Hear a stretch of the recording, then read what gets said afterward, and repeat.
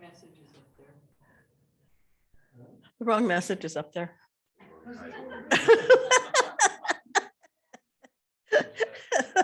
That's okay.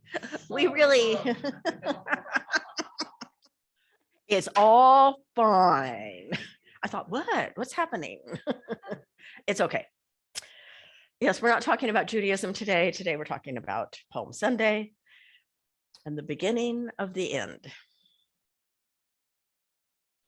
So as we enter this week that we call Holy Week, it's not uncommon for us to skip over the death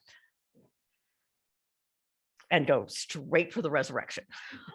We just want the good stuff. In Unity, we have been uncomfortable with the death of Jesus. How do you explain it in a way that does not reflect the traditional understanding of Jesus dying on the cross as a sacrificial lamb? We need to be able to see death in a new way.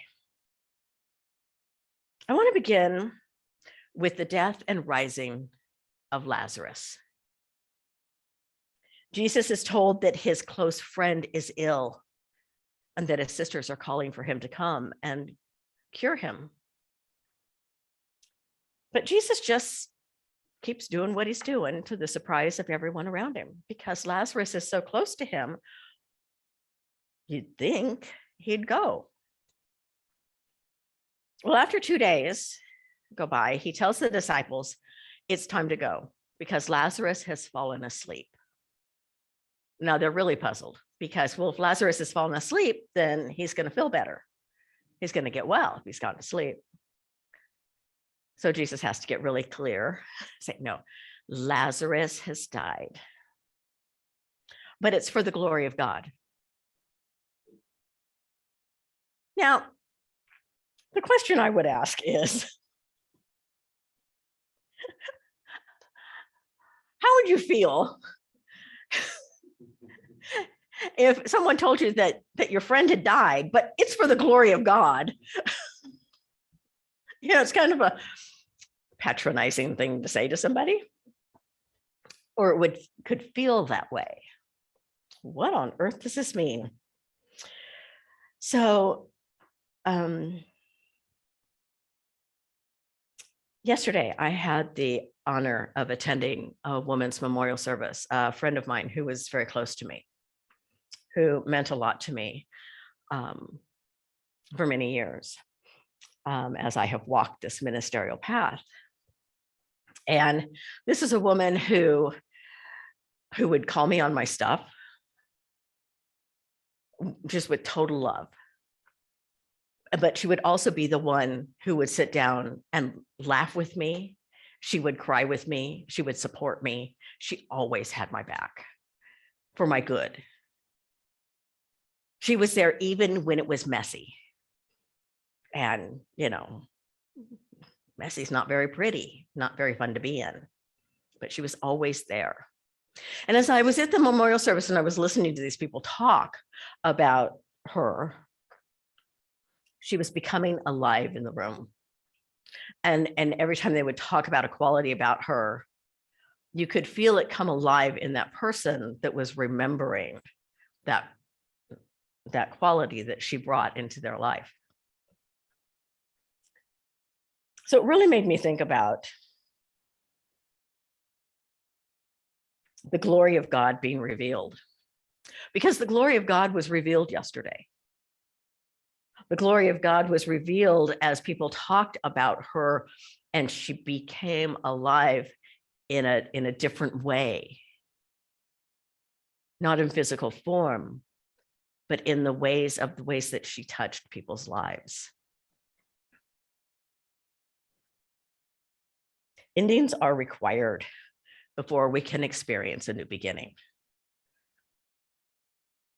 In so many ways, that's how I see the past 2 years, 2.5 years, going through this pandemic. It has brought in endings in so many levels within our lives.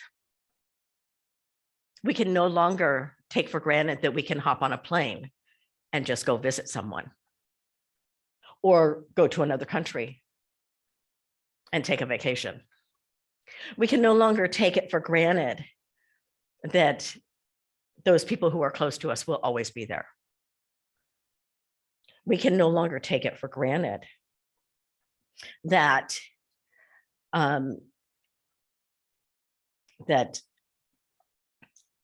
so many things that we just can't take for granted anymore. It's this idea that we can take, before it was like we just assumed this is the way life is, and I can kind of come and go as I please, and I can do what I want to do, and things changed. Things came to an end. But this ending opens us up for a new beginning.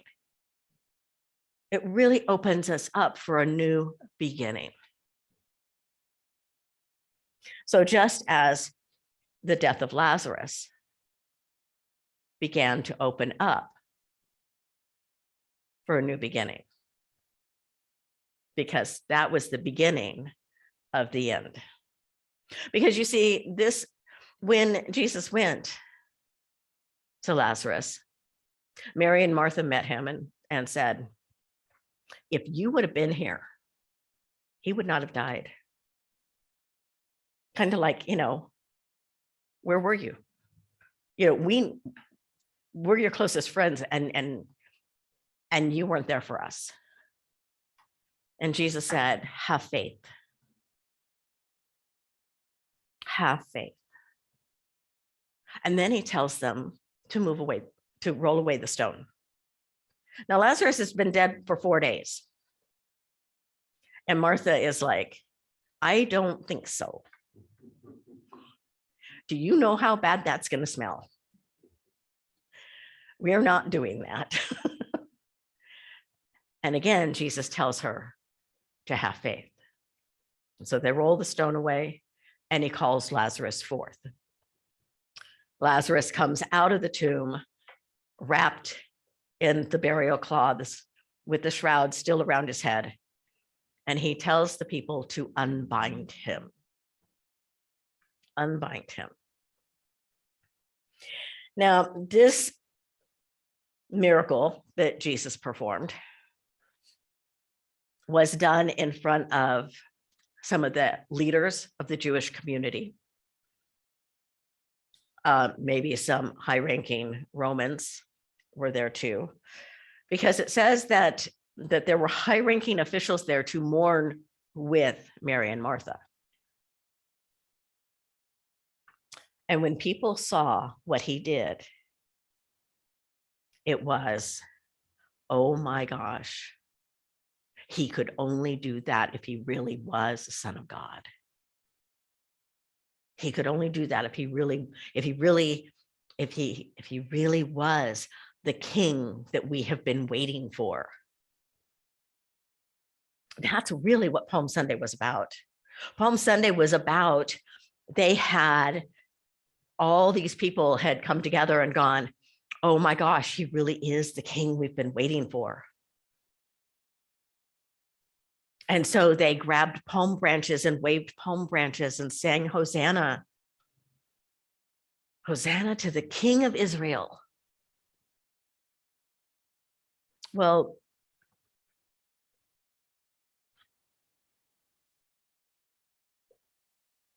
neither the Israelites, the Jewish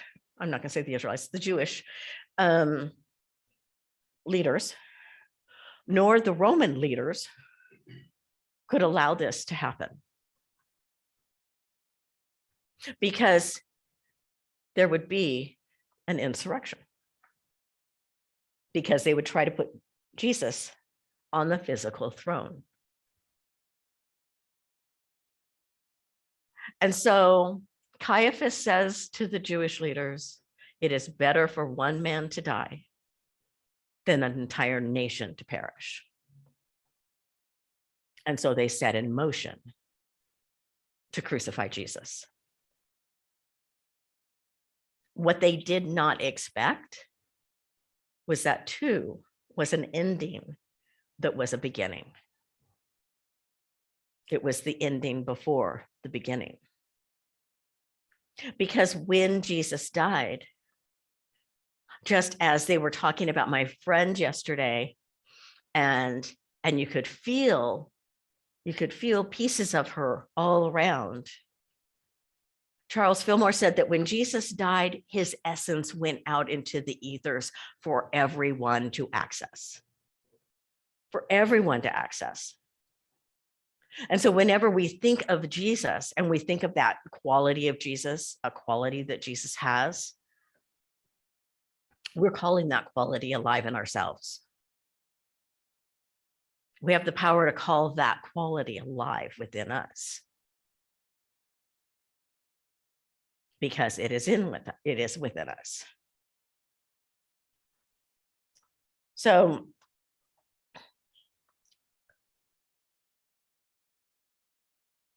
here we are at the beginning of this Holy Week. And it really is a time of looking at endings. But I want to look at endings from another perspective. And some of you may have heard me talk about this recently. This has kind of been something that I have been thinking about a lot lately. And that is that when we think about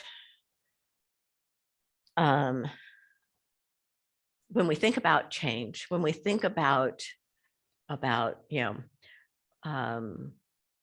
those changes that we need to make, those deaths that we need to experience in our own lives, those times that we need to call forth to have the stone removed from in front of our hearts, to allow ourselves to come forth transformed and alive. And so I've been thinking about how many years ago, I was one of a lot of people in New Thought who said, I chose to incarnate at this time to be part of the transformation that is taking place as we enter into a new era of consciousness, that we're raising the consciousness of the planet, and there's a shift that's going to take place. Now, not special. But we thought that shift was just going to take place. We just thought that shift was just going to, we were going to wake up one morning and ta-da, a new earth, a new place to be. You know what, guys? This is the shift. The ickiness that we're going through, the cleanup that we're going through, that's the shift. So I have this vision, and it is that there's a glass ceiling, and that as we raise our consciousness, we keep banging our head on this glass ceiling.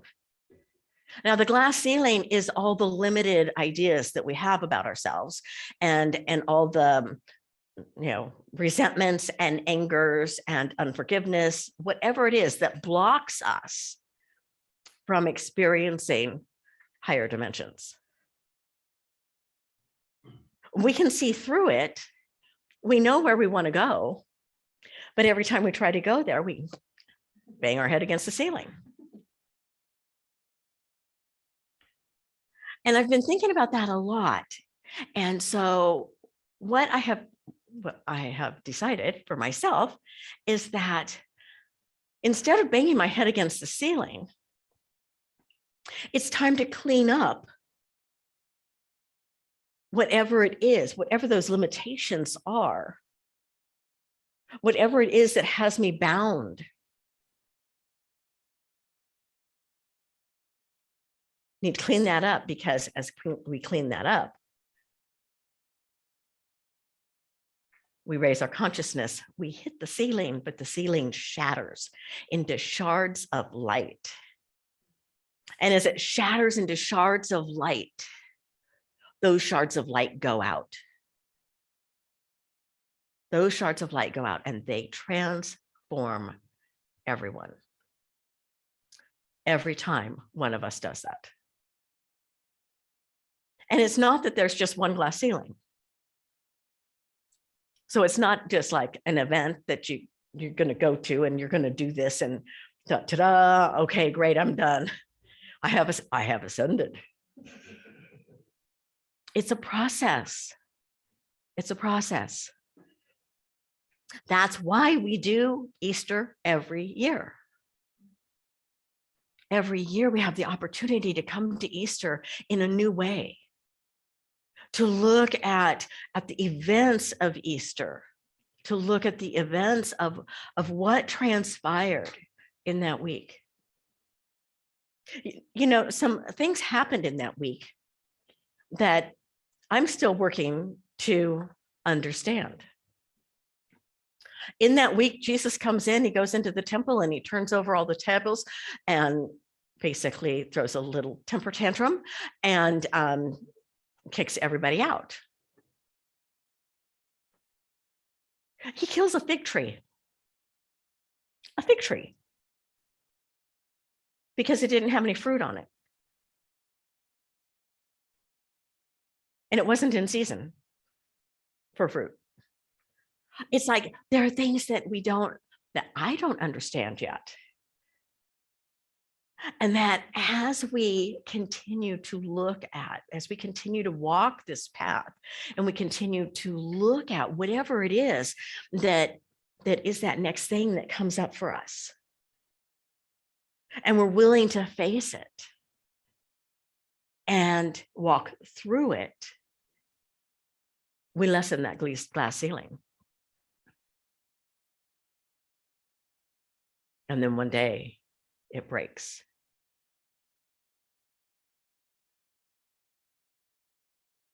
And we've probably all had one of those experiences where that glass ceiling is broken.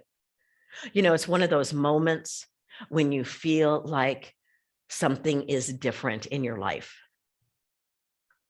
You're experiencing life in a different way than you did before. It's anew. But we have to be willing to let go. We have to be willing to allow ourselves to look at death and to be able to see the glory of God that comes out of the death. The glory of God that is revealed through the death. So as we continue to go through this week,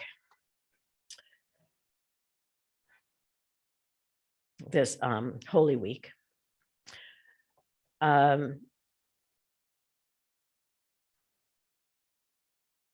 really the beginning of the end for Jesus was on Thursday, when he asked the disciples, he asked a couple of the disciples to go make Passover dinner, prepare the Passover dinner.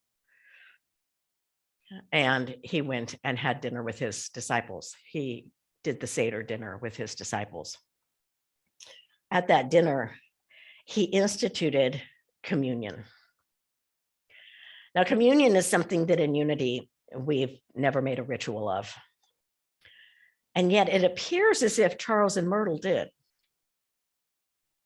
Because as I was reading some information about communion from Charles's understanding, he really saw it as something that if we look at it with new eyes, could really be something that could feed us spiritually.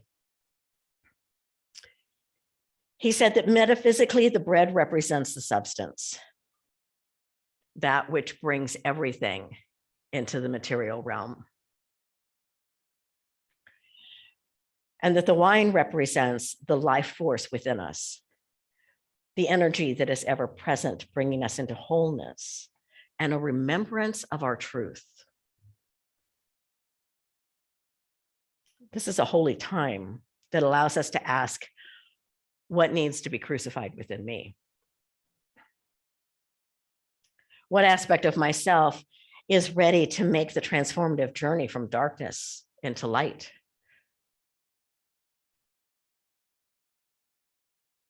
if you would like to experience communion in a new way, on Thursday evening, I'm going to do, I'll be on Zoom, and I'm going to do a short communion service and meditation at 6:30, from 6:30 to 7.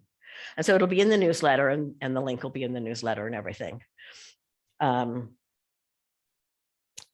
then on Friday, I'm going to lead a meditation at noon on the 7 last words of Jesus. And so if anybody wants to participate in those, I would welcome you to participate in those. Sometimes in participating in the death, the resurrection on Sunday has more meaning. So let's take a moment and just take this idea into meditation. This idea of death and resurrection.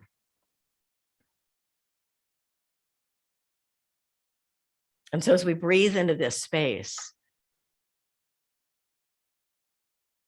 we allow our attention to drop down to our hearts. For this is really about our hearts.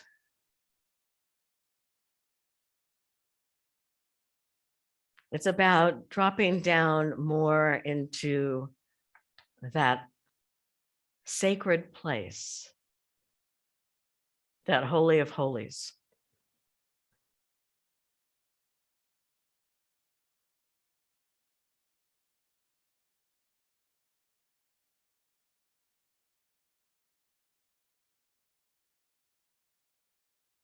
In this place, we may want to ask the question, what is it for me this year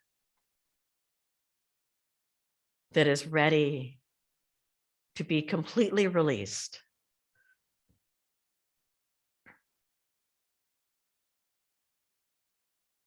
What am I willing to allow to die within me?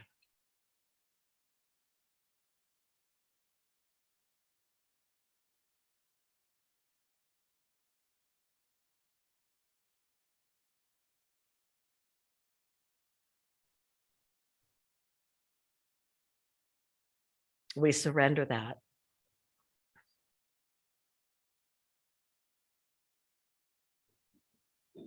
No guilt or shame. Just a recognition that it is time to let go.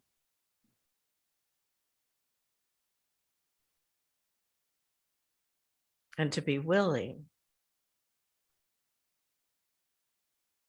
to allow a new life to form where the old was.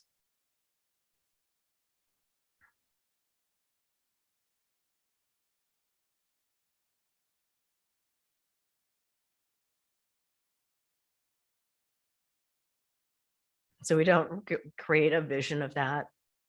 We just allow for a space for that which will come alive within us as we walk this week, this Holy Week. And so again, just breathing into this space.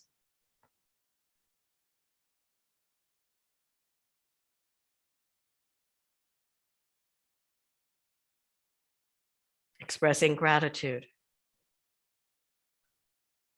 Gratitude for the activity of spirit in, through, and as each and every one of us. And so it is. Amen.